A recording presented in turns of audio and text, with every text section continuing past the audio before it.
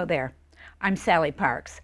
I'm very fortunate to be able to do a series of oral histories that we've done over the years, but a special one today because of my newfound friend, Barbara Sorey-Love. Barbara, welcome. I want to tell people about you first.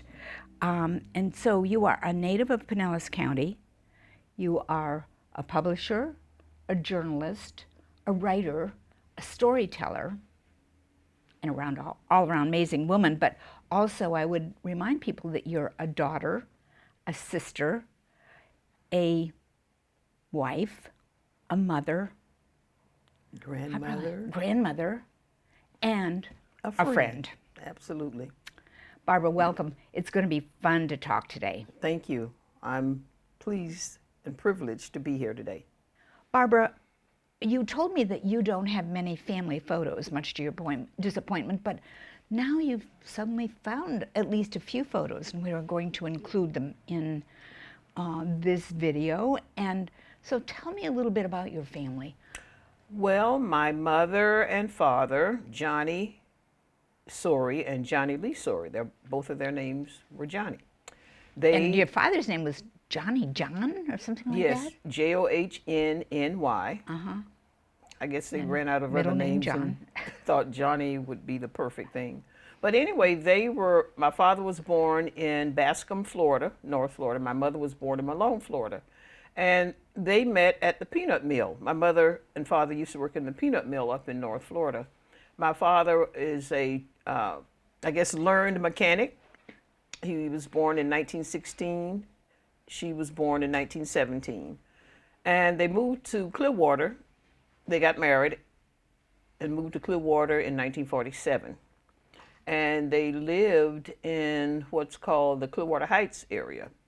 And the first home or first place where they lived was with the Neals on Pierce Street in a rooming house, which was a 2-story frame. And the majority of the homes then, I guess, were all frames. And they lived upstairs. And the Neals were educated family. The sisters, I think there were maybe 9 or 10 sisters and maybe one brother, and they all lived downstairs and the roomers lived upstairs. So my father was a mechanic, but they did not give him the title of mechanic. They called him an attendant. And my mother was a maid, a domestic. And that's what they were. That was their occupation. That's where they lived. And they were not educated, but they communicated and associated with people who were educated and who they could learn from. Let me back up a little bit and tell me about your ancestors before your dad and mother.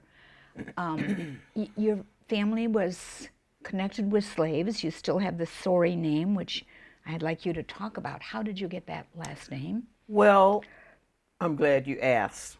Growing up, my father, the Sorey, we would take vacations every summer to my father's mother's home up in, well, she lived in a community called Snow Hill, which was outside of Malone, Florida.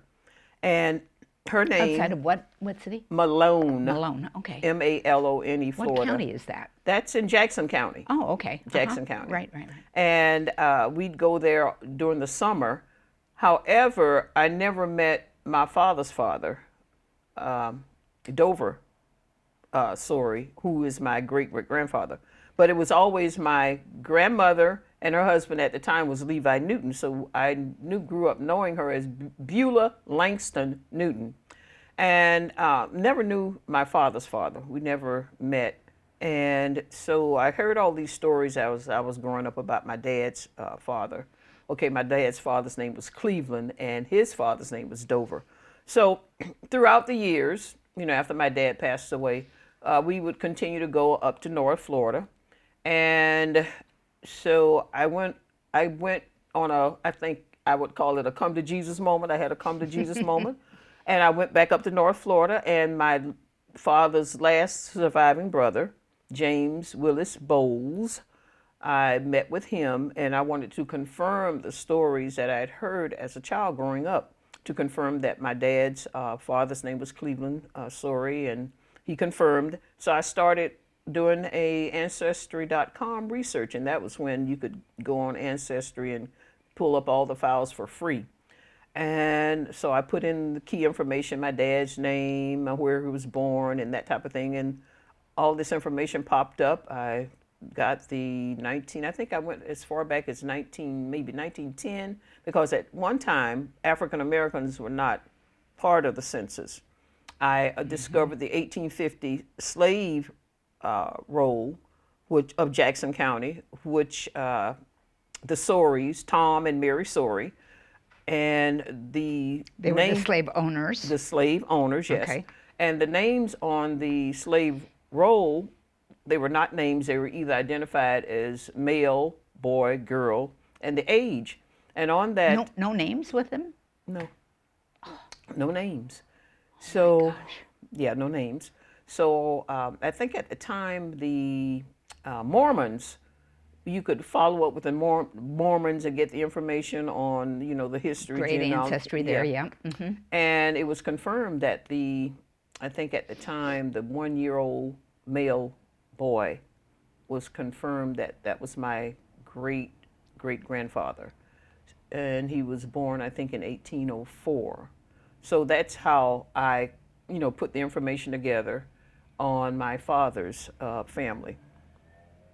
So threading all of that through is a challenge because, as you said, the names were really not there. It was just said boy or girl and So when I age. did confirm that Cleveland was part of the Sorey family, Mm-hmm. I have an aunt who, as a matter of fact, she'll be 99 years old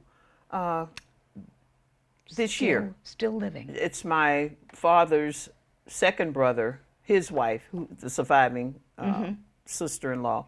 And she told me about Eldorado Sorey, who was married to the great-grandfather. And I said, "Are you sure?" She said, "Yeah." So I put Eldorado's name, and that's Elderado, Sorey. And it connected, so everything was coming together.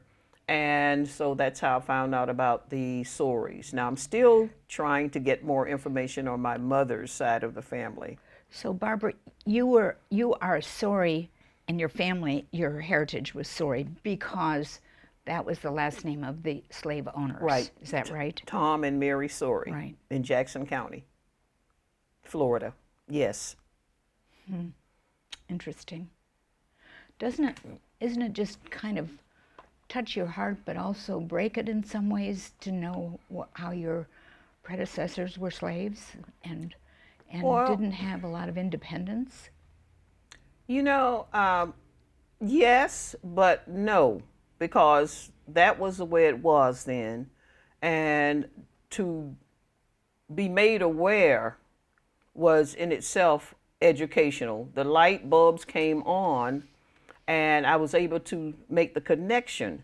And I appreciated my father sharing his stories with us when we were growing up. So by him being an orator of his stories, that enabled me to continue with those stories, follow up on the last surviving brother, who was James Willis Bowles, who confirmed it, and then went to my aunt, the last surviving aunt, who's still alive now, and confirmed. And I went to Ancestry.com, and that's how I made the connection. Fabulous. And that's really kind of helped prompt you, I'm sure, write your book, Florida Girl. Well, the first book And was the first Know Where book. You're Going. You got to Okay. know where you've been. Which And why did you write that book? I wrote the book because it needed to be written. Is it prescriptive? I haven't read this book, Barbara. I'm Right. sorry to say. I'm getting my own copy, but this is one that I borrowed.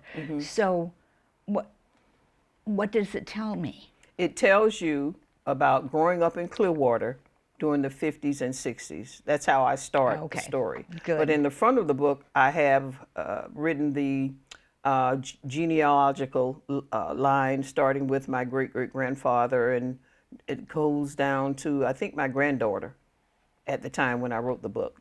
Yes. Okay, so that's know where you going. That's right. You got to And know where you've you been. been. As a matter of fact, that was a saying that a lot of the ancestors used to use back in the day. And I shared the title with my teacher, my fourth grade teacher, Mrs. Hodges, she said, it's not grammatically correct. I said, it's not supposed to be grammatically correct because a lot of... That's the way we talk. That's the way, that's right, that's the way we talk. Know where you're going, you got to know where you've been. Absolutely. I love it, and I agree with it. And so we'll talk about Florida Girl in a few minutes, but that's a whole other story, more recent one. Well, Florida Girl, because I was not finished telling my story, or our stories, I knew at the time that when I was growing up, there were African Americans who were very influential in our community, my community, the policemen, our educators. So I went down to Clearwater Library looking for information on Loman Mike, who was a policeman at the time, and Mr. Red Moore, who was a policeman at the same time, but there was nothing there. And now that is what really made me feel bad. Of course, there was books on the McMullins and the Browns and those families. And it dawned on me. And they were all white families. Oh, all white families. It dawned on me that we have to write our own stories. No one can write our stories like we can. However, I'm finding that many people, African Americans, who have stories to share and who have been writers before I even started writing, have written their stories, but for whatever reason, they're not going the next step to have them published. And I'm not sure why that is. Well, we'll talk more about your book in just a minute. Okay. So, again, tell me why your parents came to Clearwater to live after they lived in Well, they came to Florida? Clearwater to live for a better opportunity. My mother and father were farmers. And my sister tells me that my father followed Bert Mears to Clearwater, who was the white service station owner in North Florida. Oh, okay. And his location was in downtown Clearwater on the corner of South Fort Harrison and Park Street. And there he worked with Mr. Burt. We used to call him Mr. Burt. And his wife's name was Hazel.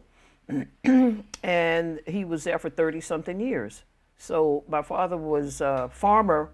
He was brought up as a farmer, but the Lord blessed him to be able to become a mechanic. Just about everybody in our neighborhood on Gould Street on the Heights, they brought their car for him to work on the car. So that's... He was the guy in the community that could do that mechanical He was the thing. guy, and they came to Clearwater for better opportunity. Right. And so tell me about the kind of geographic area of the Heights. Because I lived here in 1964, and I didn't know about the Heights area, so I'm glad you're telling us about it. The Clearwater Heights is a community that is like kind of bordered inside of Missouri Avenue, Cleveland Street, and Court Street, and then it was North Greenwood, but now it's Martin Luther King. Right. And it's comprised of those 4 streets, 10 streets total. So they were immediately south of Cleveland. Is that right? Immediately south of Cleveland. Okay. That's right. And gosh. north of Court Street. When they identified the property on the corner of Missouri, and I think this is correct, Missouri and Cleveland Street, they also found that there was a cemetery there that was African American cemetery. Is that right, or am I? That is correct. Oh, wow. There were a group of us who grew up on the Heights. We got together back in 2016, and the reason we got together was to have like a cookout and invite all the families and people that we knew that had grown up on the Heights. So that initial group was myself, Ruth Rembert, Tamika Barber, and Lynette Miller. And we had our meetings monthly, and we'd have sort of planning meetings. A planning meeting. That's events. what they were. We were collecting all the names and addresses Right. of people that we knew, and in the meetings we would talk about the school, which was Williams Elementary, where all of us went, and then someone, I think it was Ruth's sister Wanda, came to one of our meetings, and we started talking about the cemetery. And she said, you know, I've traced all of my family members who were moved from the cemetery, with the exception of my great-grandfather, Thomas Jefferson Rembert. So at that time, there was a big story. There were big stories in the Tampa Bay News about Zion Cemetery over in Tampa. And in the meantime, we had contacted, because we were doing a podcast over at Clearwater Library, we had contacted Miss Essie Rayner Jones, who was our neighbor on Gould Street. Her family, Mr. Thomas Rayner, they owned property across the street from us. And their back property faced that part of the cemetery. And we asked her, we invited her to come into the podcast, and she also spoke about seeing bones being unearthed in her backyard, basically. So we got the reporter from Tampa Bay Times, Guzzo. Then we invited the archaeology company, Cardno. We got the Clearwater Historical Society, and we did a scan. But before that, we met with the Crum family, Which is their, the it's their building, isn't NAACP it? Clearwater Historical Society, our committee. We met with the And Crum I think Bill Horn, that was the city manager at I that think time. he was involved in that too, Well, or not at first. Not Oh, at okay. first. The Okay. initial meeting, it was Zebby Atkinson, president of the NAACP, Allison Dolan, Clearwater Historical Society, myself, Muhammad Abdur Rahim. We met with Mr. Crum, Heather, and the son, and their office person. I can't think of her name right now. But Mr. Crum was very friendly. He was very cordial, and he understood our concern, and he agreed that the property should be scanned. Okay, so when we did the first scan, it was based on where Miss Rayner Jones said that she saw bones, but it never turned up anything. So we went back and got an approval, we meaning the group, Crum Corporation, the city of Clearwater, agreed to have a second scan done. And this was based on, I guess, where the water lines were. And the person from Cardno found the sewer lines and that type of thing, which led, I suppose, to where the cemetery was. So they came in and did a second scan in that area, and it was determined that there were still burials there. So the second scan, which was done near the Cleveland Street, Missouri Avenue, right there as you turn in off Right at of the corner. Yeah, and you go in front and you park. They did a dig for 8 locations for 1 week, and on that second to the last day, that Thursday, they unearthed a casket that had a skeleton in it, and Was it identifiable? I mean, did they know? Was there any markings on the casket or the stone or anything? I would always go in the evenings, and he was encased. I said he because he was encased in a glass casket, and when I went there in the afternoon or the evening, I looked down in the hole or the burial spot, and the skeleton it was like the skeleton was looking up at me. He was buried with his gold teeth, and it was like he's saying, "You found me. Thank God you found me." So that confirmed that there were still burials there at the Crum site. So that ended that myth, which is now a fact. Right. So is it a work in progress? I mean, It is a work in progress. Right, okay. Yes, it is a work in progress. Thank you for telling that story, because I think a lot of us, I certainly didn't know all of that, even though I read about it closely in the newspapers. And I actually talked to Bill Horn about it one time, because I said that's really a story that isn't getting told. Well, my sister and I, we have different stories. We grew up in the same house, and we have different stories. And she'd say, "Judy, don't you remember Because my mother never drove. Whenever we go to the Cleveland Plaza, we walk back home, walk there and walk back home. Or we walk across the schoolyard. And my sister said, well, don't you remember whenever we would come back that way, Mama would put us on one by one, the two of us, she'd put us around her shoulders and walk us across the cemetery. The cemetery. I said, I never remembered that, but that's your story. And so, yes, it has been revealed that it is a cemetery. There are still bodies there. And what we are doing now is waiting for the city of Clearwater, because the Crumb Company, has asked for a complete scan of that area. So we're waiting on the city of Clearwater to move on the letter that the Crumb Company wrote them back in, I think it was April or May. Okay. So let me just kind of move on to other things. Okay. Where were you born? I was born in the basement of Martin Plant Hospital on basement? Why in the basement? Because that's where all the little colored babies and their moms were kept. In the basement of Martin Plant Hospital on January 17, 1952, in Clearwater, Florida. And you have two siblings. Let me stop and say, you asked your sister about something, and she called you Judy. Judy is my middle name. I know. So you kind of got pinned with the name Judy? Well, because we were a family of J's. Johnny, Judy, Jeanette, and Jennifer. Really? Yes. Okay. So tell me about your sisters.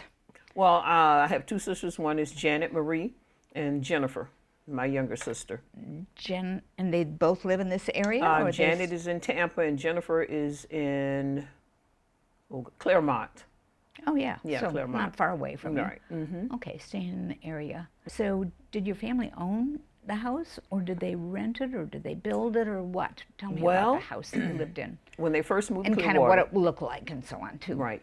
When they first moved to Clearwater, they lived in the Neal household. And as a matter of fact, my godsisters, Ann Hurd, who's a descendant of the Neals, and she said, now remember, our family was the first family, African-American family in Clearwater to have plumbing. So that's where my mom and dad lived. And then after my mom got pregnant and there wasn't room enough for the three of us, they moved to a place off of Madison Avenue, and the gentleman's name was Mr. Will. And he lived right across the street from Williams Elementary. And they left there and they moved to a place on Gould Street. And I was looking in the directory from 1957, Clearwater directory, and our address was 116 and a half Gould Street. We lived in the back of the Bryants. They owned the property. We lived in a duplex, and they were all wooden structures. And the duplex faced with the campus of Williams Elementary, which is a school where all of us attended.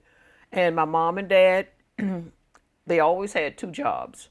My mom was a domestic maid during the day. My dad worked the service station. And the evening, they would clean offices. One of the offices that they cleaned, or buildings that they cleaned, was at Peace Memorial.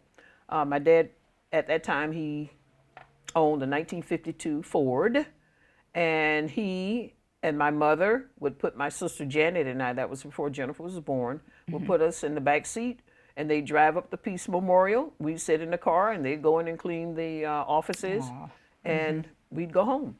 And that's how they saved the money to have their home built. Our home was built on 1161 Gould Street, which is across the street from the Bryants, and it was the first brick home built in the community. Back in, I think that was 1957. Yeah.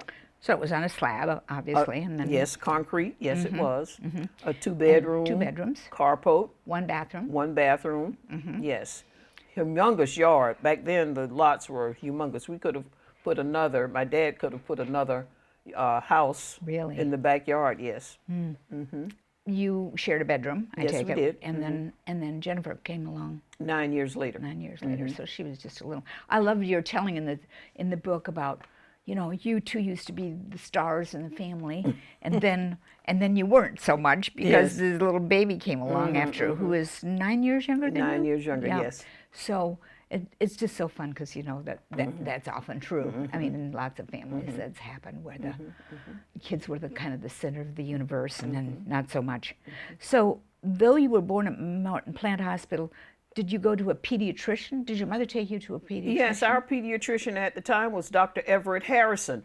His office was on Fort Harrison. I knew Everett very well, and his wife, Mamie. Yes, and Marshall. Lovely couple, yep. And he used to do home visits. Is that right? Yes. Oh. Yes. Yes. And so, but he was more of a family doctor, wasn't he? I mean, Yeah, didn't family he? doctor. Yeah. So he wasn't a pediatrician per se, but he handled all kinds of things. Yeah, I he know, handled at all home. kinds of things. So that's where your parents went too? Yes. Okay. Were there any black doctors in town? Well, I think there was Dr. Telefaro, Okay. and his office was in North Greenwood. I think it was off of Tangerine and North Greenwood, but he eventually moved to St. Pete, where he Okay. started Practiced his practice. there. Yeah. Yeah. Okay. So you talked a little bit about your 99-year-old auntie, but were aunties and uncles and cousins and so on a part of your life when you were growing up? I mean, Oh. they didn't maybe live right here, but at least you had a chance to see them? Oh, absolutely. We always, every summer, my dad we would all go up to North Florida. That was something we looked forward to. It was going up to North Florida, and then North Florida included Mariana, Malone, Florida. We went as far northwest as Port St. Joe, Florida, Panama City, Florida. Really? That was a treat that we looked forward to during the summer when we were out of school. Yeah, when we were out of school. So you got lots of kinfolk around there Yes. still, I'm Yes. sure. So let's talk a little bit about the neighborhood where you grew up. So as you were growing up, tell me about what you did for fun. What kind of play did you do? And what kind of things did you do with other kids, or just you and your sister especially? Well, To we went entertain. to school. We attended Williams Elementary School. Give me where is Williams? I cannot remember that. Okay. And I've lived here a long time, so Okay, tell me. Williams now, what's left of the school is no longer, but it was it faced Madison Avenue. You're familiar with the Crum property, right? Right. Well, that big empty lot, that is where Williams sat. Oh, It was really? built, yeah, it was the first school, African-American school built in 1947 after the war. And the school principal, Miss Arabella Foss, she lived across the street from Williams Elementary. And it was a U-shaped school. And the opening was where everybody met on the weekends. You know, we'd take our transistor radios and we'd play the radio, and some of the kids would play basketball. And as we were speaking, and I'm thinking about where the basketball court was, that was over the cemetery.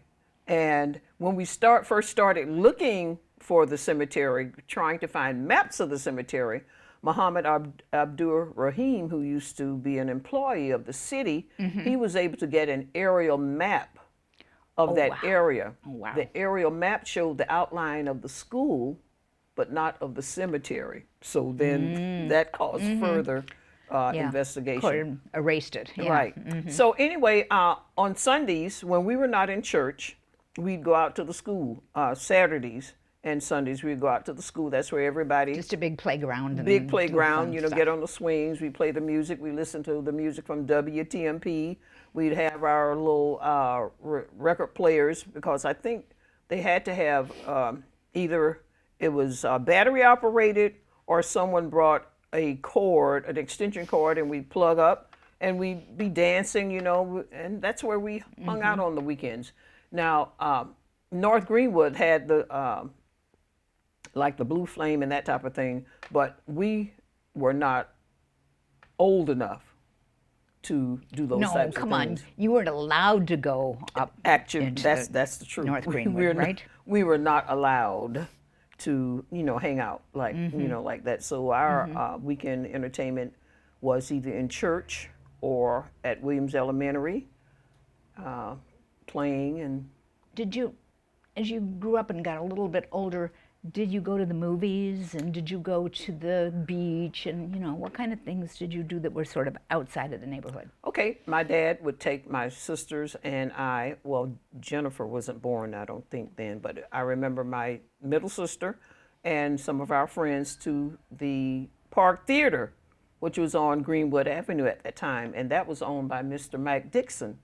And we go to the movies and see movies like I Passed for White, Mothra, those types of movies. And that movie theater was right across then from the Blue Flame. And my dad would drop us off and he'd come back and pick us up. That's what we, other than church and the school. Barbara, you lived within walking distance of the Carib Theater because I remember the Carib very well. Why didn't you go there? Because blacks or coloreds were not allowed during that time to go to the Carib Theater. The Carib Theater opened its doors to African Americans some years later. Yeah, Right. we were not allowed. So that reminds us once again of segregation that had happened right here in our own community. As I was saying earlier, just because it's legal does not mean it's ethical. Really. Barbara, you talked about Williams Elementary being your playground, but it was also your school.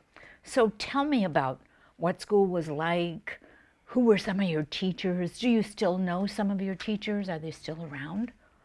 I'm sure they are. Tell me. Williams Elementary. 1947, the first school built in Clearwater for African Americans after the war, was located on Madison Avenue, grades 1 through 6. My first grade teacher was Miss Bessie M. Gibson. My second grade teacher was Miss Bacola Grant. My third grade teacher again was Miss Bessie M. Gibson. My fourth grade teacher was Miss Mamie Hodges, who is still alive today. My fifth grade teacher was Mr. Amos Lewis.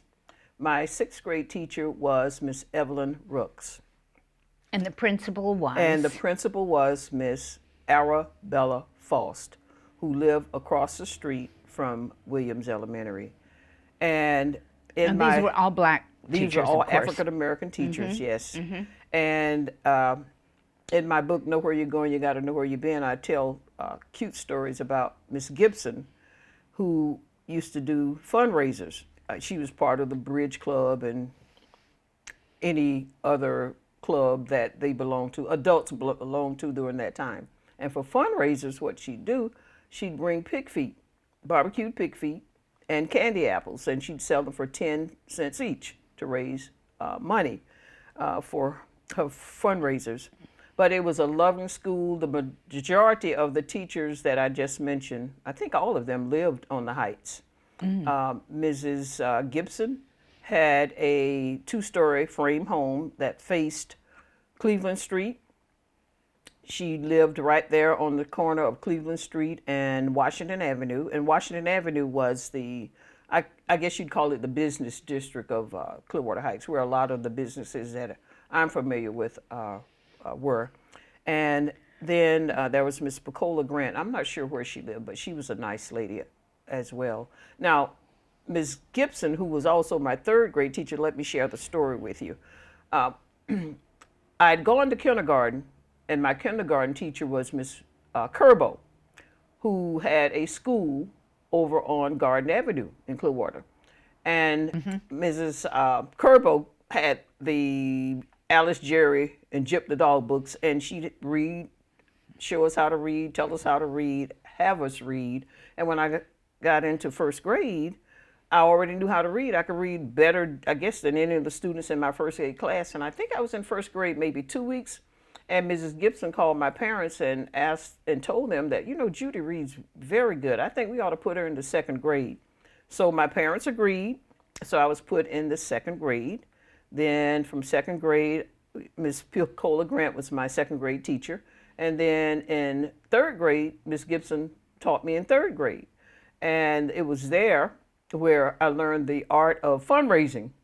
And as I was saying earlier, you know, she used to bring her pig feet, barbecued pig feet, and candied apples to sell for 10 cents each. And then Miss Hodges was my fourth grade teacher. Miss Hodges is where I learned the timetables. Miss Hodges was a drill sergeant when it came to learning the timetables. She'd have you say them frontwards, backwards. She'd have those cards and she'd, you know, flashcards, and she'd flip them out. And when I left the fourth grade, when I was promoted from the fourth grade, I knew my timetables with my eyes closed. Now, my fifth grade teacher was Mr. Amos Lewis, but they called him Hip. He loved to fish. As a matter of fact, he was good friends with your father, wasn't he? Yes, he was very good friends with my father and my mother.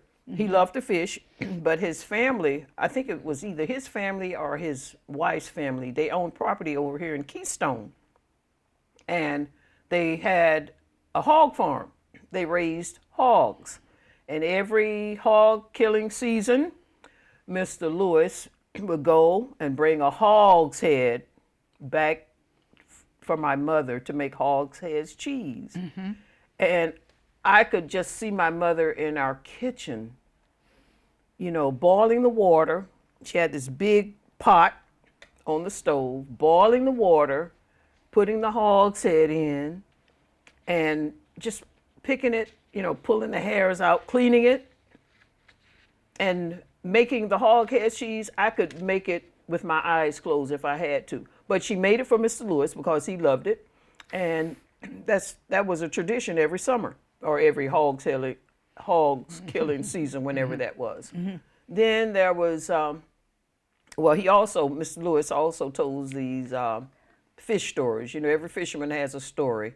It seemed like every Monday morning he'd come into school with a new fish story. And yes, he and my dad were very good friends. He would come over to our home, and he and my dad would sit at the table, and they'd talk about different things. And of course, then children were not allowed to interrupt adults' conversations. And you just sit there and listen, or they, you know, send you to another part of the room. Then there was my sixth grade teacher, who was Miss Evelyn Rooks. God bless her. One day, and the only time I skipped school, I stayed over to a friend of ours' home. She was a teenager, and she was visiting with her grandmother, Miss Bueller Washington was the grandmother's name. So one day I thought I was going to skip school. No, I skipped school and stayed over to Julia May. Julia May was a teenager's name. And all we did was sit there and watch TV all day. So around 4:30, by the time I thought my mother would be home from from work, I went home, and Miss... Acting like you had been to school all day, right? Yes. You weren't going to get away with that. No, I did not get away with it, because Mrs. Rooks, you know, the school was there. She could leave the school and come down Madison Avenue and go up Pierce Street. Their home was on Pierce Street. And she saw my mother, who was coming home, walking home from, I guess, getting off of the bus. Miss Sorey, was Judy not feeling well today? She didn't come to school. She said, "Oh, Judy didn't come to school?" She said, "No." So my mother came home. I'm sitting in at our home, and she said, "Judy, you didn't go to school today?" "No, ma'am. I didn't feel good." So she gave me a dose of castor oil. "Here, I want to make you feel better," something like that. She gave me the dose of castor oil, and that was the first and last time I ever skipped school in sixth grade. And these are the lessons that I think about as I grew up. And we were a village. When you say have the term, the village raises a child, we were a true village. We could not get away with anything, especially if your parents were close with the educators or even your neighbors. We couldn't get away with anything. And they knew your parents would be responsive. Oh, absolutely. And take responsibility for correcting whatever you had done Oh, wrong. absolutely. And so when you're talking about castor oil, it reminds me, wasn't castor oil and Vicks Vapor Rub the two things that were a part of your life as a child? Well, yes, I was asthmatic when I was growing up, and whenever I had that type of symptom, They would put the castor oil, heat it up, warm it up, add Coca-Cola to it like it's going to. Oh, really? Yes. I never, And my father, he heard would that put one. it on our tongue. He said, "Now, if you throw it up, I'm going to give you some more." So, yeah, that was part of. You got it down, Yes, right? and the Vicks Vapor Rub will go in your chest. Yeah, To help you indeed. breathe better. Right, Yes. right. Barbara, tell me about where you did your shopping, because I didn't know Washington was what you considered a commerce street. Wow. And where did people buy things in your community? Well, that is a good question because Washington Avenue, that's where the juke joint was. What's a juke joint? Bar. Mr. Quentin Rembert owned the bar, and then next door to him was a barbershop, and the earliest barber that I remember was Mr. Bowlegs.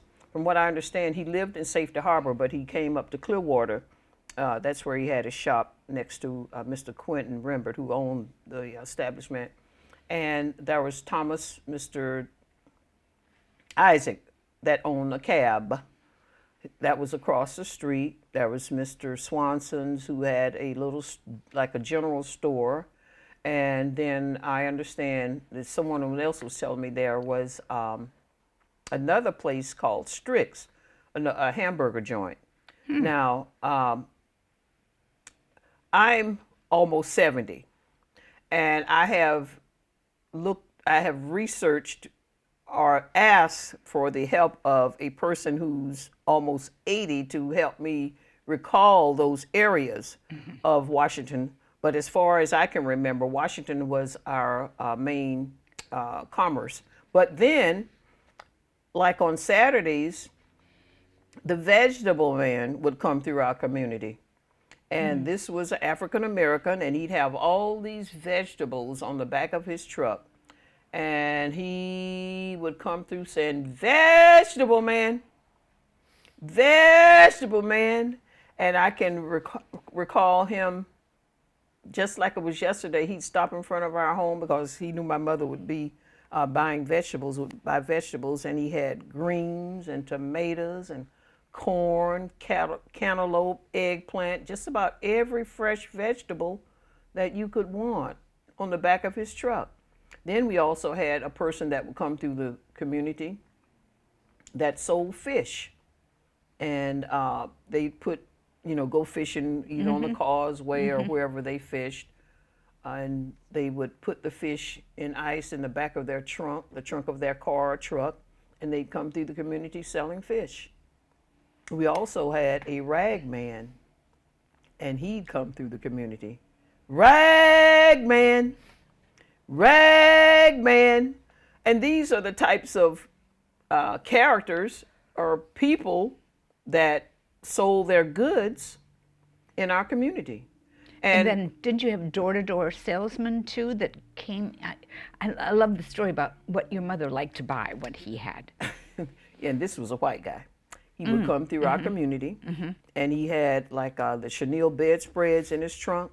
And my mother loved to buy the chenille bedspreads, and he would come knock on the door, and I guess she had an account with him. And in the room where my sister and I, we had twin beds, and she'd always buy matching chenille bedspreads for our bed. Yep. Sweet. So where did you buy where did the family buy groceries? I mean, it was, your products like paper products and meats and so on. There was a Publix. I'm not sure when the Publix was built, but as far back as I can remember, in that shopping center, there was a Publix right there on the corner. And behind the Publix, there was a bakery also. But that's where we'd go. And years later, on the other end of that shopping center was an A&P. And A&P used to be downtown Clearwater, where I guess that was the Greyhound bus station or Trailway bus station. And that's where we would get, stuff like that. And then one time we got our milk delivered from the Foremost Milk Dairy. And that's how we ate. That's And how we did too. I mean, that was how we got along as well. So let me kind of change the subject. You mentioned church several times already, and I know church was very important in your childhood and your life. Tell me about what churches were in the Heights or, around there. Is that where you went? How were you involved in the church? How were you personally as well as your family? Talk about churches. There was Bethany CME Church, which is Christian Methodist Episcopal Church, and it was located on the corner of Pierce and Madison Avenue, where the Crum part of the Crum property is now. There was Friendship Missionary Baptist Church, which was on the corner of Gould Street and Madison Avenue, and Gould Street is where we were living. And then there was New Zion Missionary Baptist Church, which was on Brownell, closer to Court Street. Now, I was christened in the Mount Olive AME Church, which is a historic church in Clearwater on 600 Jones Avenue. And because my dad, sometimes he worked on Sundays, we were not able to go there. He was not able to take us. So we went to Friendship Missionary Baptist Church, which is maybe 2 doors down from where we were. And we went there for a while until Miss Sally Boykins, who lived next door to Friendship Missionary Baptist Church, who was also a member of Mount Olive AME Church, she asked my dad if we could start going to the church where we were baptized or christened. And he said yes, so we started going with her to Mount Olive. And I think... And you had to drive there, of course, right? You know, I'm not sure. Mrs. Boykins, maybe she had someone drive us, but I remember when I think at one time my dad stopped working on Sundays and he would take us, and we started going, my sister Janet and I, we started going to Mount Olive AME Church. And then as we became older, teenagers, we would walk over there. Myself, my sister, and several of other children or kids that I grew up with. Neighborhood. And you know, Mount Olive is a historic. It's an amazing church. Yeah, historic church now. I've been to services there. It's very, very powerful. And so I have to ask, did you sing? I mean, everybody sang in the choir, didn't you? Oh, yes, we sang in the choir. Mrs. Henry was one of our pianists. Mr. Rembert was one of our pianists. Both Mr. Rembert and Mrs. Henry played piano and organ. And I had an interview with Mr. Rembert in June, and he said he started learning to play piano when he was 4 years old. And he had been playing ever since. And he just passed. He just passed maybe 3 or 4 weeks ago, and they had his service on last Saturday. What was his first name? James Carroll Rembert, and he was called JC. And he was kind of almost a legend in the community. Yes, he was 100 years old. 100 years old, and he had been a teacher. He'd been a teacher. He was in the Army. A teacher, a mentor to many. He was the principal of Ridgecrest Elementary. He started out at Williams Elementary, 4th grade. And then after Ridgecrest was built, they needed a principal. So he went to Ridgecrest, and he was there for 35 years. Wow. 35 years. Ridgecrest in Largo, of course. Yeah, Ridgecrest Elementary in Largo. Right. Barbara, there's a story that you wanted to tell me, so share it with me because I want to hear it. I love all these stories.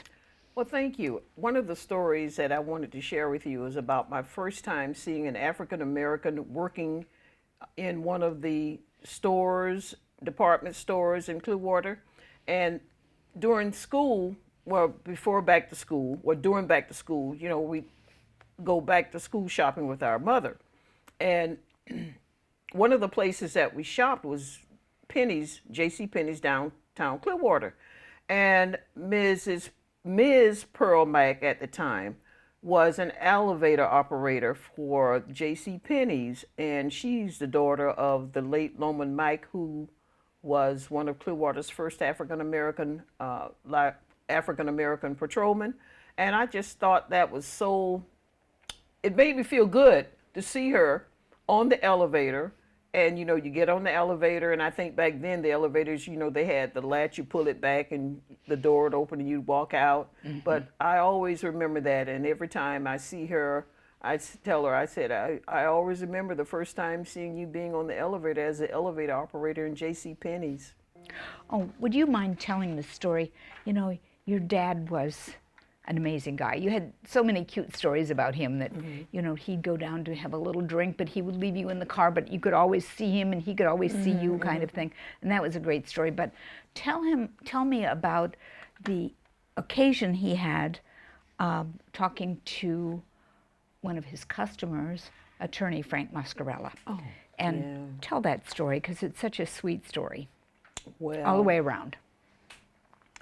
As I mentioned, my father worked at the Burt Mears Pure Oil Station downtown Clearwater, which was located on the corner of Southward Harrison and Park Street. And he interfaced or communicated with a lot of professionals, attorneys, that type of thing. And one of those persons was attorney Frank Muscarella, who at the time owned a 1959 Cadillac. And my father would come home and talk to my mother about attorney Muscarella wanting to sell the car to him for $600. And he said, I tell him, man, I don't have $600, for a car. And lo and behold, on this one particular day, it seems like it might have been a Friday evening, because that seems like a time where we would be sitting around and just sitting with my mother and my sisters and I. He comes in the driveway driving this 1959 black white convertible top Cadillac with red interior seats, and he came in the house. He got the $600 somewhere?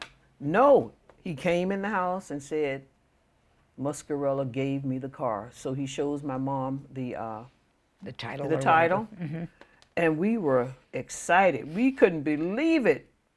And as I think about it, because my sisters and I, we didn't really appreciate the value of that type of stuff.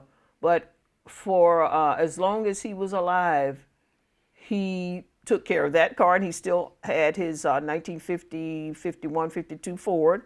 And he always kept them spick and span. Every summer we'd go up to North Florida, and he'd drive his car, he and my mother and my sisters, and it was just an amazing thing. So Barbara, the kind of final part of that story is that you told that people might ask your family where the car came from. Oh, and yes. what was the bond that they had. And my father said, well, it's none of their business where I got the car from, So we're not going to say at all. They never told. Explained. Never explained. And that's the way they were. They never had to explain to anybody where the car came from. Well, as I've told you before, the Muscarella family didn't really know the part of that story, so they loved reading it in your book, and what a joy it was to hear about it. So you were driving a Cadillac. Your dad was, not you personally. Did you ever think of yourselves as poor or underprivileged or what? I look at my own background, for example, and really we were pretty poor. My family couldn't afford to send me to college. And I had to work as a youngster. I was 14 when I had my first job, and we're going to talk about your first job in a minute. But tell me, did you feel underprivileged? No, because it wasn't a topic of conversation. Because my parents were always, they always worked. Anything that we needed, we always had. As I think about it, before my parents purchased the home, had the home built on Gould Street, 1161 Gould Street, we did used to take our baths in these tin tubs, and because the home where we were living didn't have a bathroom. But as I think about it, no, when we moved across the street, when they bought the home at 1161 Gould Street, and we moved in, we were probably the talk of the town, because as I said, we were the first family in that community that had a brick home. And but they didn't pay attention to that kind of stuff, and thank God. But no, we always had 3 square meals, probably too many meals, and no, we Okay, no. good. Let's talk about holidays. So, I'm thinking about New Year's and Easter and, 4th of July, Okay, Halloween, Christmas, Thanksgiving and Christmas. because my mother was a days worker. That's what they called them. She was out of the home a lot of times, 7 days a week sometimes, and sometimes on holidays like Christmas, because she was known also for her baking. She would be in what we call the white folks' home, the people that she worked for, baking, and my dad and I and my sisters, we'd be home waiting on her to come home so she could start dinner for us. And that would happen mostly on Christmas or Thanksgiving. As far as going to the beach, there was the colored section on Clearwater Causeway. And sometimes on Saturdays, my father would put us in the car with our inner tubes and take some of the neighborhood children, and we go to the causeway on the colored section. That's where we swim, or sometimes we go to Walker's Lake, which is up here in Keystone, that area. On the 4th of July or Labor Day, that's where the black people, colored people, as we were called then, that's where we had our activities. So, what do you remember about Thanksgiving and Christmas? Well, I remember that we always had lots of toys. I remember having my mother got us what is that, Easy Bake? Easy Bake is still around after all Easy those bake years. oven. An Easy Bake oven. With a little light bulb in it. Yeah, with a light bulb. We always had a real Christmas tree. And I think one year my dad brought home a artificial tree, and we raised such a ruckus. My mother included that was the first and last time he had brought a artificial tree home. But yeah, we had a real Christmas tree. We decorated it. It was a fun time, Easter, my mother, like I said, she was a baker. She'd make all these cakes and make this big spread with ham, a turkey, and potato salad, collard greens, and corn on the cob. And So, are you a cook? no, Don't follow I in your don't mother's care. footsteps. My mother taught the 3 of us, and of the 3 of us, I'm the one that doesn't really care Didn't anything stick. about. No, I don't care anything about cooking and that type of thing. Who was Goldie Thompson? Goldie Thompson was a he was a gospel radio host on WTMP.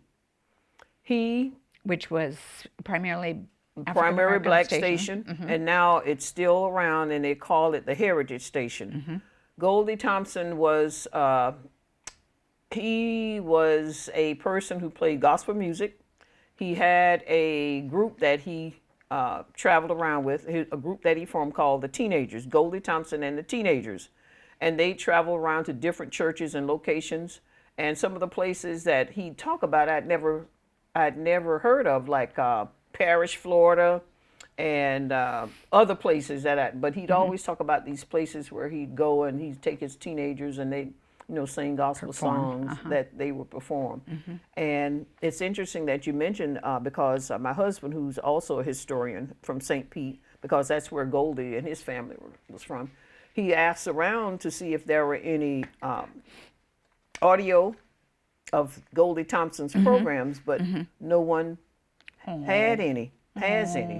So Goldie Thompson will always be a fond memory in my heart, because my dad used to sing quartet when he was growing up, and Goldie Thompson would take his teenagers around to different churches and these different cities around this part of Florida, Central Florida, and every Sunday he'd have a program called the Old Ship of Zion that he would all day long. You could hear gospel all day long, and he'd play it all day long. And Goldie Thompson, yes.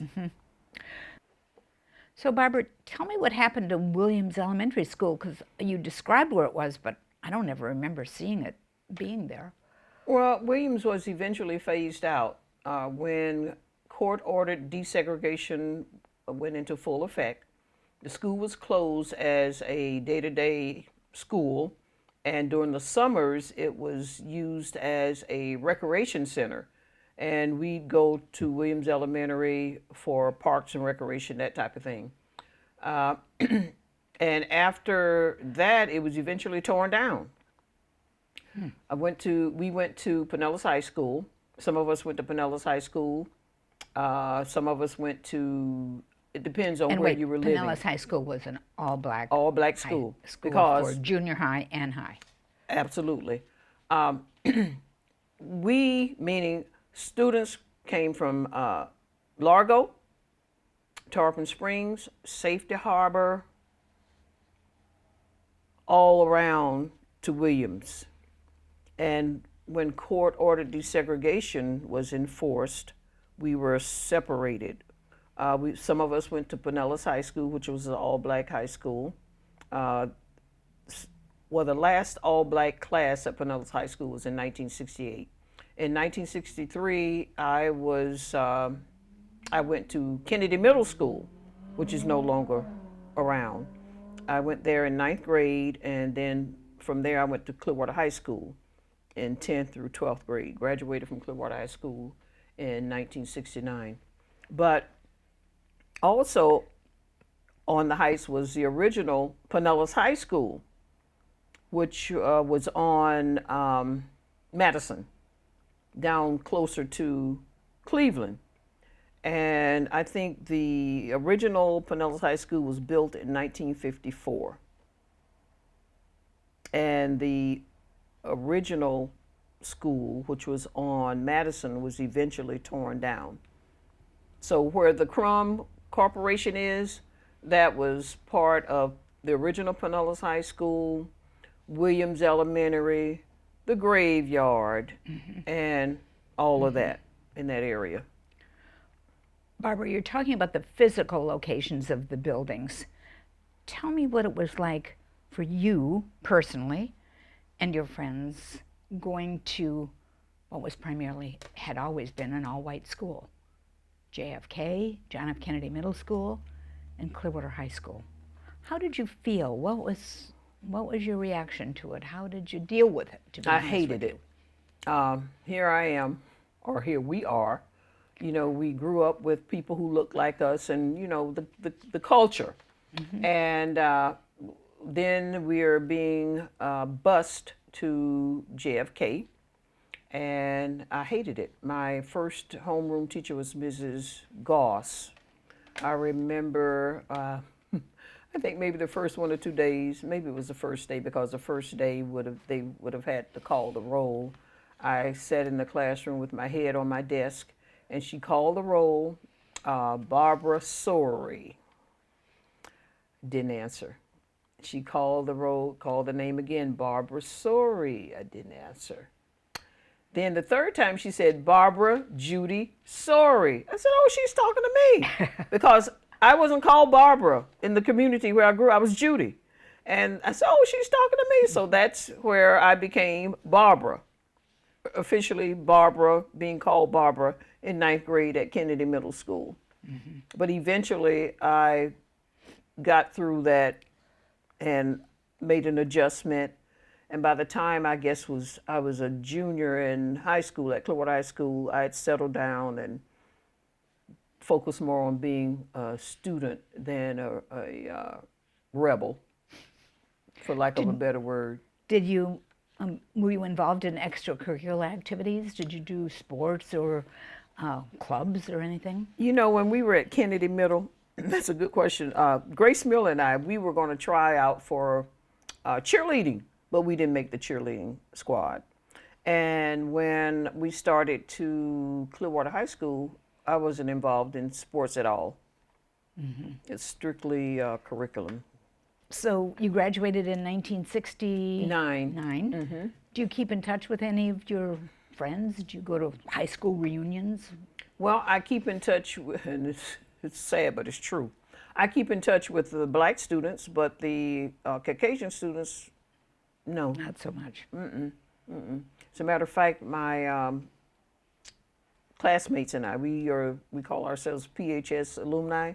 We had our first Zoom meeting on yesterday, and it was nice to get together with at least 10 of us and talk Great. about and plan for the future. And some of us have had tragedies in our families since COVID, but we still keep in touch. And one of the reasons I joined the Clearwater Historical Society was so that I could interact more with people that I might have gone to school with, but so far that hasn't happened. And I think a lot of that was because of COVID. And so that further separated people who were not, you know, Right. communicating before.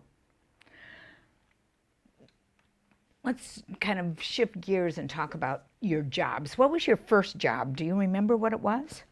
Yes, 12 years old. And my first job was at the home of Hazel Mears, the person that my father worked for. His wife, she had a heart attack. And Mr. Mears wanted someone to come in and just kind of tidy the house up.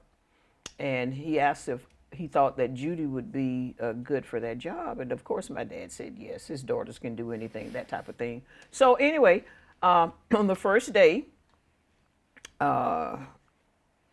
Mears, who was home recuperating, she said, now, if you're afraid of dogs, don't go behind those French doors. I hear I'm 12, 13, young.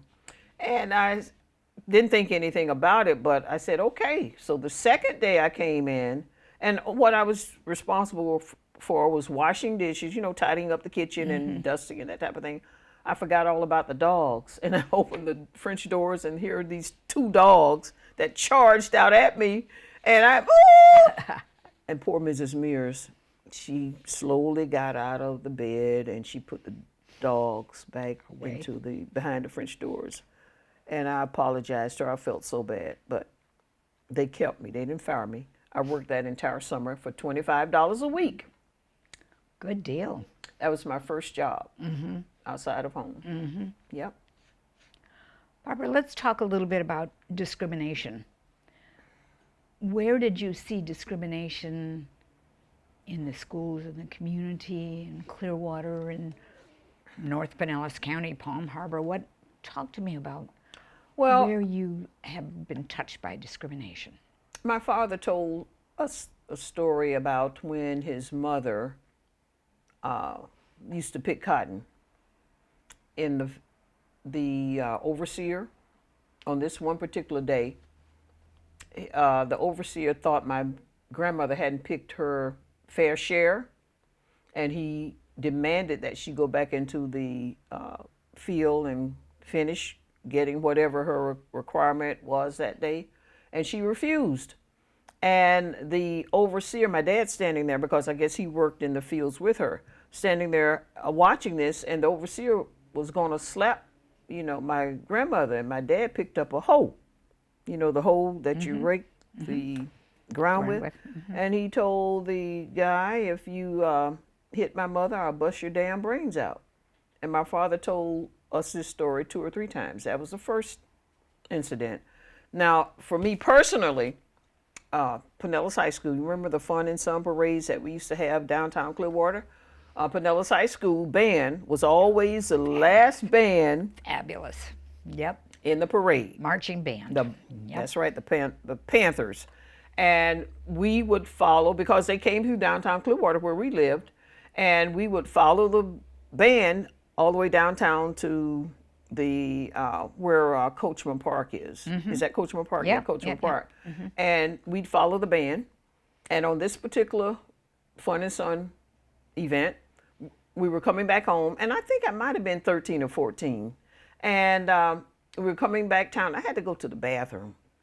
So I stopped in front of Brown Brothers, go in, and there was this white lady standing there with her white uniform on, and she had red hair, and she had a scarf, not a scarf, but a net, because that's the way they wore the hair then.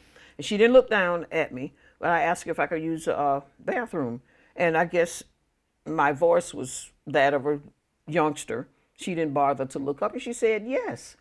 So I go into, and she pointed behind the door. I mean, not behind the door, but over across at the back of the restaurant. So I went to the restroom, and by the time I had finished pulled my panties up and opened the door. She was standing at the door and said, "We don't let your kind use the restroom." And I remember thinking to myself, well, it's too late now. I've already gone. So I went on out the door and skipped on back home, followed the rest of the parade. And that was my, personally, my first time that I was told I couldn't use something or go anywhere because I was my kind, not the right kind. My father used to be called Shine. Shine is a derogatory term used for black folk. In downtown Clearwater, there were signs for the water fountains colored white, and those were the only times that I can remember being discriminated against or facing discrimination, because in our household our parents really didn't talk about being discriminated against, and I guess because they were working, as I think about it, they were workers and they wanted to make sure that they made and provided for the family. And thank God my dad worked for a person who was fair. And I think when Mr. Lewis or Mr. Amos Lewis, my fifth grade teacher, would come over and talk to my dad, they would talk about those things, about racial discrimination, what's going on with Martin Luther King and that type of thing. But it was never really discussed out. We could see things that were going on with the voting and Martin Luther King on the television, but nothing that was, no discussions. But I do remember, and I think I wrote in my book Florida Girl about when Martin Luther King was assassinated. I was at Clearwater High School. We were going to Clearwater High School, and we were in the cafeteria. That's where everybody sat in the morning before school started.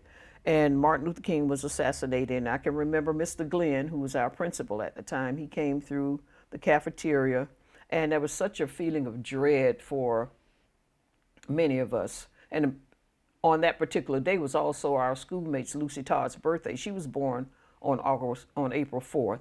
So he came into the cafeteria, and he said that he was sorry that Martin Luther King had passed away, and he went on about his business. But other than that, that was my experience. Those are my. Do you still feel discrimination? Yeah. At least you observe it, I'm sure. I observe it. You can tell when people, and you know what, if you don't have the discussion, because there are New Yorkers that really just don't believe in speaking to people. And and I've learned this. Southern hospitality does not transcend all the time to a Northerner. There's something about being a person from the South, and you're used to speaking to people, and you're used to being polite and having it returned. But when there are just people who are white who just don't do that. Mm-hmm. So I understand now that I'm older. You pray for them and you keep going. But yes, there is discrimination. And since you asked me that, my granddaughter is biracial, and he started traveling. After high school, your son, my son Jamal. Uh-huh. Mm-hmm. And after high school, he had a scholarship to go to Southern Illinois University and to run track and go to school. And he decided that he didn't want to do that. He wanted to stay home and pursue his music. I said, "Are you sure that's what you want to do?" He said, "Yes." So he met Casey. Well, he had this job working across the country. They would send him, because he had started DJing, working with equipment and putting his music together. And he used to, when we were on Gould Street, he used to sit in his little room, and he bought his first equipment, and I would call it, burn the motor out of his boombox, making tapes. So anyway, when he became, I guess he was maybe 15 or 16, he started going all over the Tampa Bay area and had his little rap group and that type of thing. So when he graduated from high school, well, he ran track during the summer. And when he graduated from high school, he was awarded a scholarship full ride, but he didn't want to pursue that. So he said, Mom, I don't want to go to school. I want to pursue my music. Are you sure? Yes, that's what he wanted to do. So he started going all over the country. The company that he worked for, he'd go in and set up equipment. And they would have these music expos all over the country. And he went to Minneapolis, he went everywhere. And he went to Cleveland. And this is where he was in the mall one day, and this little girl was running through the mall. So he just kind of held her. Young girl, where's your mother? Little girl, where's your mother? And so he met Casey.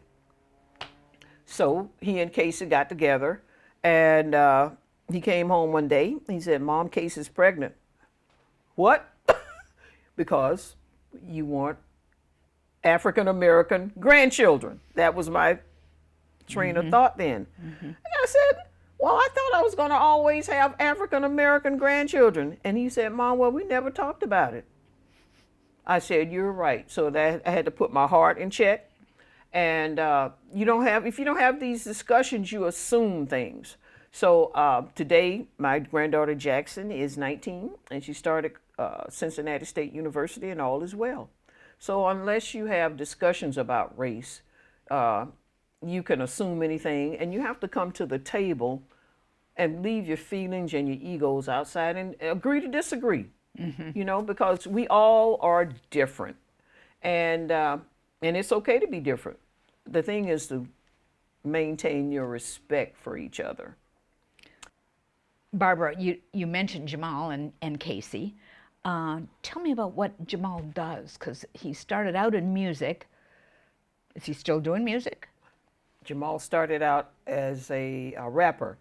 His the first time that he performed, I saw him perform, was at Kennedy Middle, because he went to Kennedy Middle, and he was in a talent show. Before that, he was in band. And then he got out of band. He started this group called MD Smooth, and they started doing the concerts at Coachman Park and that type of thing. But he also bought his own DJ equipment. He went to the pawn shops, mixed match DJ equipment. And as he got older, he started buying his own equipment. And we used to have these big speakers like this, and he and a group of the guys, they would get together and dance, and I'd haul them everywhere. Tampa, St. Pete, to the recreation centers, and they used to do this this show. They were called, sort of more than boom boxes then. yeah, This is like just big all deal. equipment. Yes, they used to do these events over at the Armory in St. Pete called Battle of the High Schools, and that's where these dancers from each school would come, and they do these dance-offs, and you give them a little prize or trophy and that type of thing. But anyway, he's a DJ. He travels across the country, and he produces music. And this past weekend, he was in Columbus, Georgia, Thomasville, Georgia. The weekend before that, I think they were out in Iowa City, Iowa. But he goes all over the country. He was in Hawaii right before the pandemic. He was out in Hawaii, and that's what he So does. he lives here, but he just goes, you don't know where he's off traveling Well, to next, he right? tells me, Mom, go to band. What is that? Bands. It's a website. Bands in America or Bands in Town, And it'll tell you. and it will tell me. But yeah, that's what he does. He makes a living doing what he has loved doing since he was 14, and he's 44 now. Wow. God bless So him. Barbara, yeah, God bless him. Sounds like he's having fun with Yes, it too. he That's enjoys great. it, yes. That's great. Tell me about your present husband, who I adore, and I hope to interview him sometime. And I know you adore him too. His last name is Love. His first name is Richard. Richard. A. Love. Yes. Uh-huh. And he's a St. Pete boy. But how did you meet him? Well, Richard is a publisher, and his paper at the time was, his local paper was the St. Pete Bulletin. He was out in Long Beach for 35 years, and out there he started the Long Beach Times newspaper, and he moved back to St. Pete to take care of his ailing mother. Well, he was born in Hayhoward, Georgia, and his family moved to St. Pete when I think he was 7 or 8 years old. He graduated from Gibbs High School in 1957. And he got married, you know, that type of thing. And eventually he wound up in Long Beach, California, where he started and published the Long Beach Times newspaper. He moved back to St. Pete to take care of his ailing mother. And I think at the time she was probably 92. And he started the St. Pete Bulletin newspaper. I was in, and at that time, I had written these 2 books, and then I started a newsletter. And I happened to be in the North Greenwood Branch Library, and I looked at the publications on the shelves, and I said, oh, there's another African American newspaper, the St. Pete Bulletin, because, you know, the Weekly Challenger had been being published, and I think the Weekly Challenger probably is almost 60 years old now. So I picked up the St. Pete Bulletin and just kind of thumbed through it, and they had a ad for a writer. Well, I didn't consider myself a writer. I considered myself a poet, even though I had already published these 2 books and 2 books of poetry. So I called him, and at that time I had retired from 2 companies, and I called to ask about the writer, the position, and he kept me on the phone for 45 minutes. And so I started writing stories for the St. Pete Bulletin. And I couldn't stand him at first, and I tell everybody I couldn't stand him, you know, because he used to walk around in his white starched shirts and his nice pants and his what do you call those shoes, Stacey Adams shoes, and he wore the wide brim hat, and so I started writing for the newspaper. And anytime I would go to an event and needed someone to come and, you know, be a photographer or take photos and write a story, he would show up. Okay, so anyway, we started dating. You know, that was probably a year or 2 after I started writing for the newspaper. And we got married. That's how we met. We met throughout my writing. And here you kind of both converged back in Pinellas County. Yes, yes. Living in And Clearwater. we were getting ready to go back out to Long Beach before the pandemic. But when the pandemic hit, all flights were canceled, and so we were still planning on getting there, hopefully before the year is out. So you mentioned being a storyteller. Tell me, how did you learn how to be a storyteller? Because that's an important gift that a lot of people don't have, to be honest with you. My mother, God bless her, she used to tell us stories, the same stories over. And over and over. I can remember being as young as 5 years old, and we had a little table, my sisters and I, my mother. She'd tell these stories over and over about growing up in the country, which was North Florida, and being raised by her grandfather, and how she always had something to eat. They always had plenty of food to eat. They raised hogs and this and that, and how she learned how to sew, and she told these stories over and over and over. And as 5 years old, you wonder, well, why is she telling me all these stories, you know? And I would lean my head down on the table and say, Lord, please let her hurry up and get finished, you know, here at 5 years old. But I know now that it was her telling stories that has transitioned to me telling stories.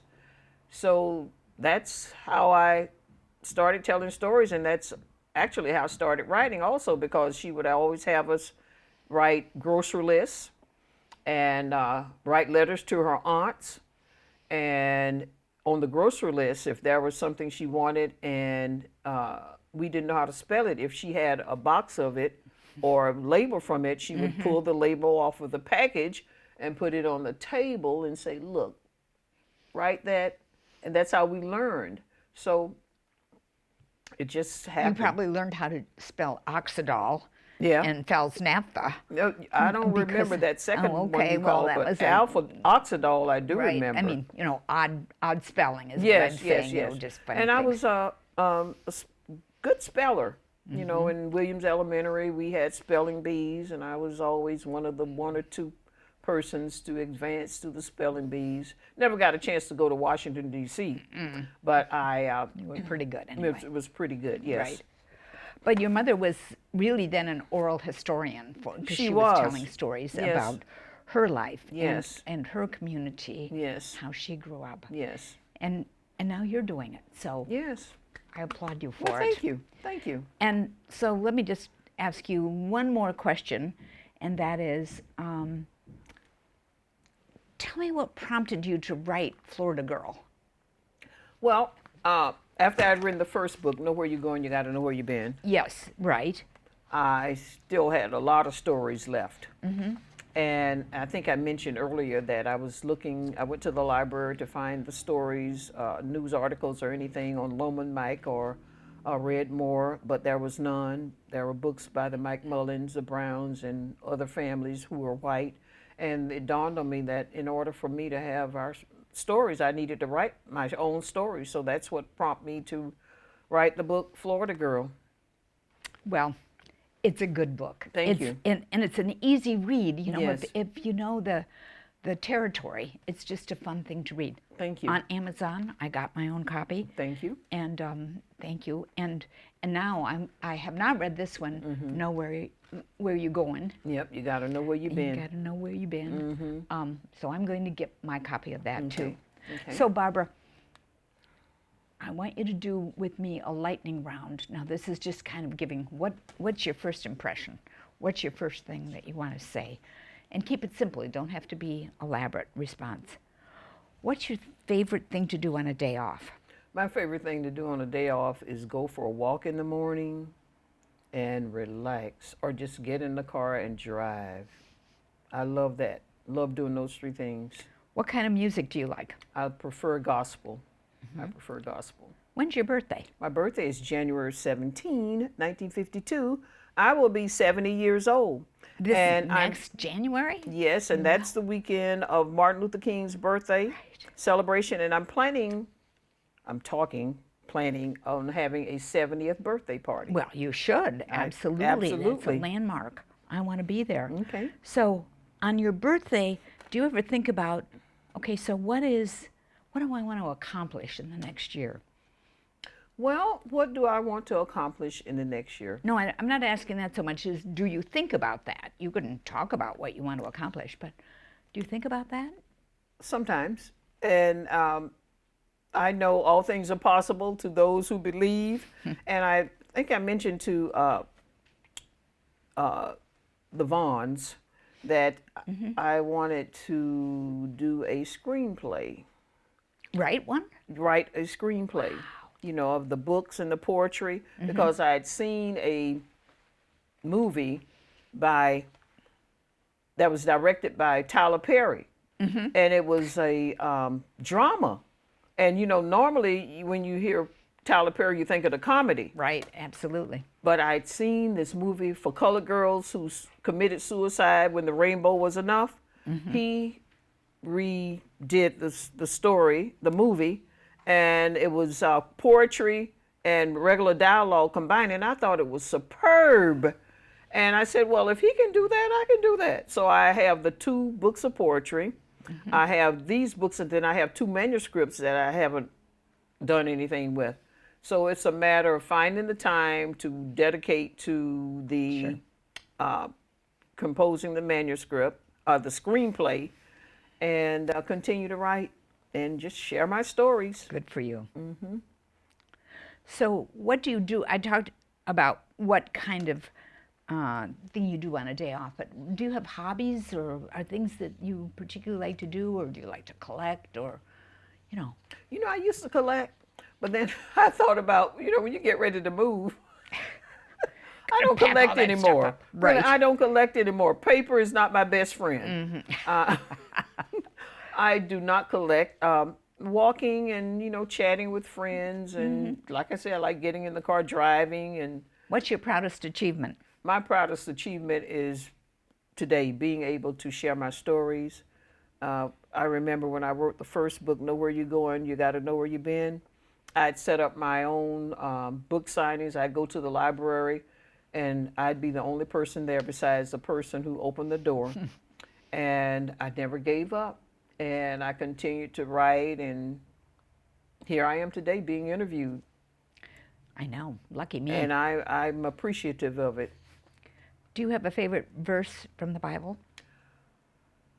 You have not because you ask not. And anything you want, you should ask for it. And if the answer is no, no means next opportunity. That's my favorite verse. Yep, you've extended it out beautifully in the way you do it.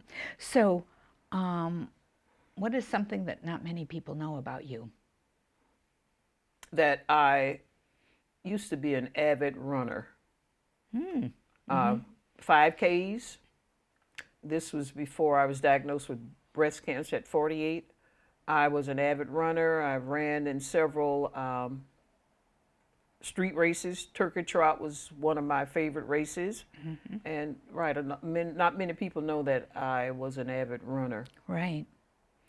So, do you have a author that is kind of your favorite author or icon in your life?